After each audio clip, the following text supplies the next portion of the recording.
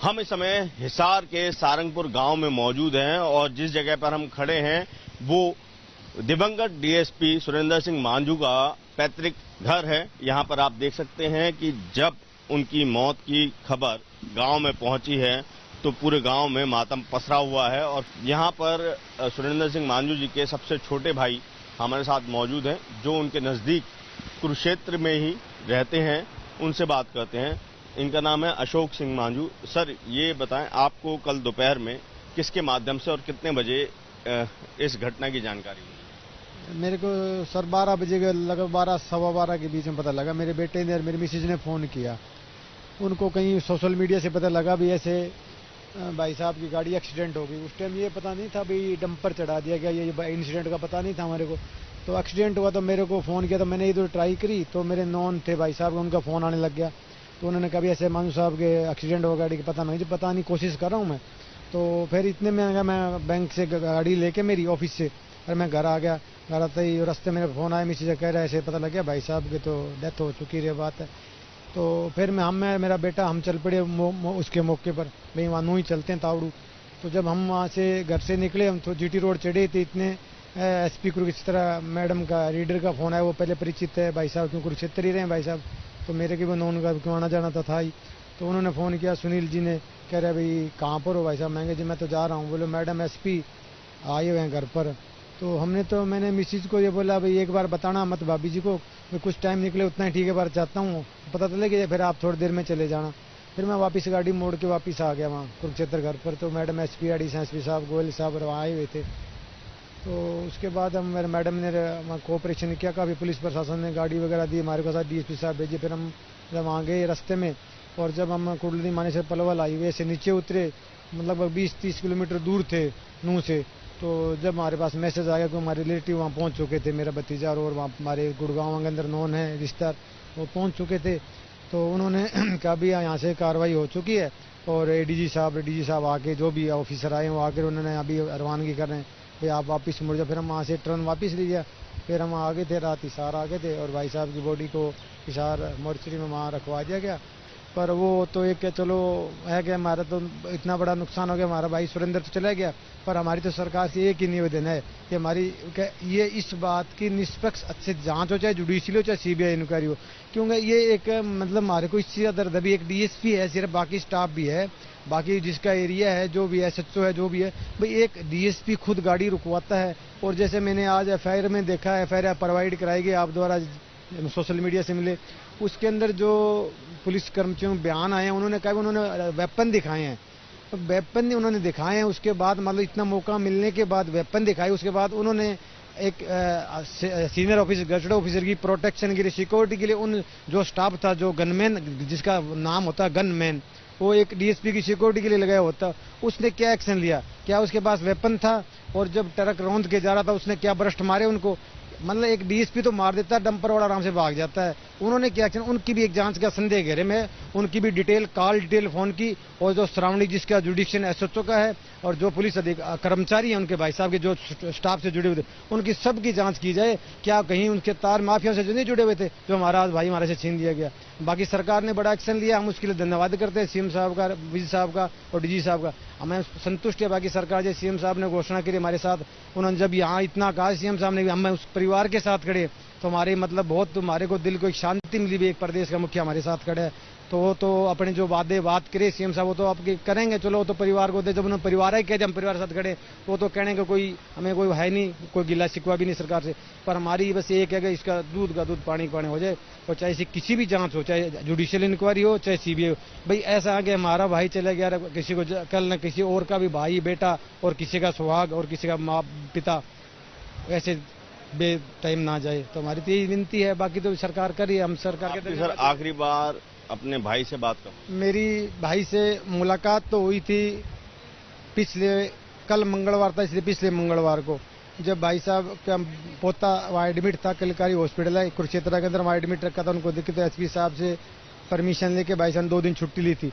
मंगलवार को मेरी लास्ट मुलाकात हुई फेस टू फेस, और कल मेरी 8:53 पर सुबह भाई साहब से बात हुई थी, घरेलू बातें हुई थी। बाकी पुलिस के अंदर थोड़ा बहुत तो टेंशन चलती रहती है, वो कुछ ज़्यादा टेंशन ऐसे ले लिया कर दे क्यों काम के प्रति। तो भी मैं मेरे मुंह से क्या कहूँ, जिन अधिकारियों के साथ उन्होंने नौकरी की है, डीजी साहब के अंडर भी नौकरी की है, करनाल एसपी थे जब अग्रवाल साहब उनके, तो बाकी उन्होंने वहाँ मेरे को क्यों कई बार बातों मेरे को बता दिया कर दे।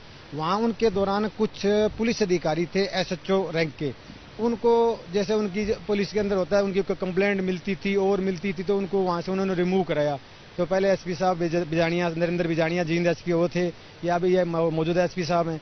तो मान लो हो सकता है क्यों भाई साहब तो वहाँ नए नए थे, वहाँ का स्टाफ तो वहाँ वाकिफ है वहाँ की चीज़ का, तो उनको भी इस चीज़ के प्रोटेक्ट करना चाहिए था। एक अधिकारी को भी यहाँ की स्थिति क्या, क्यों एक अफसर को हो सकता है सारी बातों का पता ना हो, क्यों वो तो सारी कुरुक्षेत्र अम्बाड़ा रेंज की नौकरी है उनकी और थोड़ी करनाल में करी थी।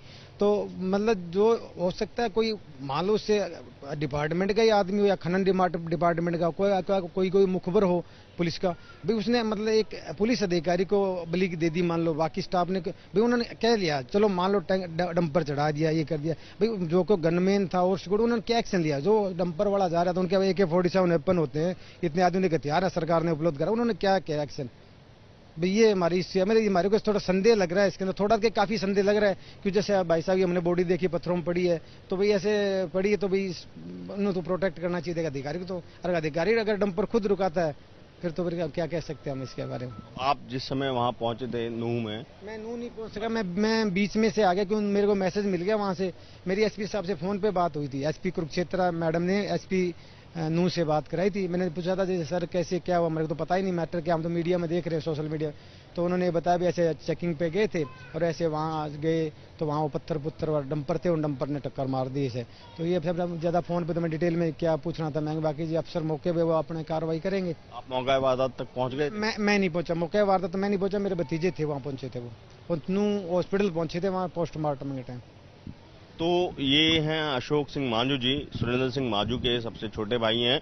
और एक बड़ा सवाल न केवल अशोक जी ने बल्कि जो सुरेंद्र सिंह मांझू हैं उनकी बेटी प्रियंका ने भी उठाया है कि जब रेड पर पुलिसकर्मी गए थे तो सिर्फ डीएसपी साहब पर ही जो है हमला कैसे होता है और अन्य जो पुलिस वाले हैं वो क्या कर रहे होते हैं। और जो अशोक सिंह मांझू हैं उन्होंने भी ये कहा है और एक बड़ा सवाल उठाया है कि इस बात को लेकर संदेह मन में है और इसके लिए सरकार को चाहे सीबीआई जांच करानी हो चाहे फिर न्यायिक जांच करानी हो, लेकिन जांच जरूर कराई जाए क्योंकि संदेह यह जताया जा रहा है कि शायद जो वहां पर पहले से तैनात पुलिसकर्मी हैं उनके तार खनन माफिया से जुड़े हो सकते हैं। कैमरा पर्सन राजेश कुमार के साथ अभिषेक रावत, एबीपी न्यूज, हिसार।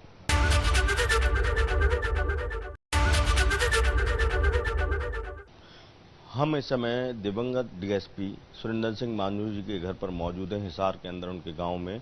हमारे साथ उनकी बेटी भी हैं प्रियंका जी, जो देर रात बेंगलोर से यहां लौटी हैं अपने पिता की मृत्यु की खबर सुनकर।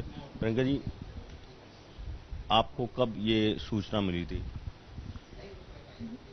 कल मैं जब ऑफिस में थी तो 2 बजे के आसपास। किसने आपको फोन करके जान? मेरे भाई ने फोन किया था कि तू घर चली जा। भाई ने कनाडा से? हाँ, उसने कनाडा से फोन किया था कि तू घर चली जा। मैंने कहा क्या हो गया? कहते नहीं तू चली जा, जल्दी जा, मैं भी आ रहा हूँ। मैंने कहा मुझे बता तो सही हुआ क्या है। तो उसने मुझे बोला कि पापा को किसी ने मार दिया।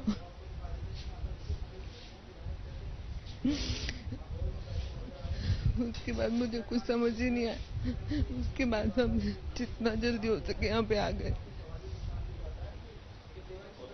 आपको जब ये जानकारी मिली कि वहाँ पे आपके फादर रेड पे गए हुए थे और उनके साथ अन्य पुलिस वाले भी थे, सिर्फ आपके पिता की ही जो है मृत्यु होती है, तो उसको लेकर आप कुछ कहना? हमें यही तो समझ नहीं आ रहा है, सिर्फ मेरे पापा ही क्यों, और भी तो लोग थे, किसी को चोट भी नहीं लगी, कुछ भी नहीं हुआ। और मेरे पापा सिर्फ उनको ही, उनका ही हुआ जो हुआ।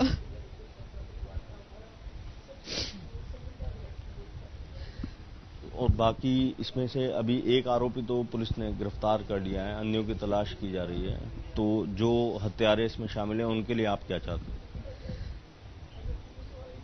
हमारे चाहने से क्या होता है, कार्रवाई होनी चाहिए। और क्या ही बोल सकते हैं हम लोग अब। हमने तो हमारे पापा खो दिए ना, अब वो आरोपी को पकड़े ना पकड़े क्या फर्क पड़ता है। पुलिस की जांच पे आपको भरोसा है? जो भी बिल्कुल है। मेरे पापा खुद पुलिस डिपार्टमेंट में थे, उन्होंने इतनी ईमानदारी से सारी नौकरी की है अपनी। सिर्फ 3 महीने बचे थे मेरे पापा की रिटायरमेंट के और एकदम से वो चले गए। हमें भरोसा है कि बिल्कुल सही कार्रवाई की जाएगी। उनकी टीम में जो सदस्य मौजूद थे, क्या किसी ने परिवार के किसी भी सदस्य को कुछ बताया क्या कैसे घटना हुई थी? मुझे नहीं पता, मैंने नहीं पूछा किसी से, मुझे नहीं पता इस बारे में।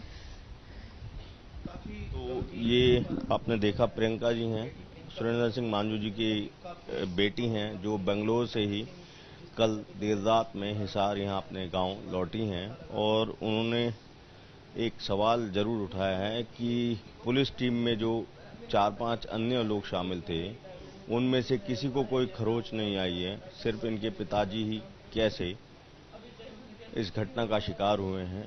हालांकि इन्होंने ये भी कहा है कि इनके पिता जो है खुद पुलिस में थे और इनको पुलिस डिपार्टमेंट पर भरोसा है, जो भी जांच होगी वो सही होगी। कैमरा पर्सन राजेश कुमार के साथ अभिषेक रावत, एबीपी न्यूज, हिसार।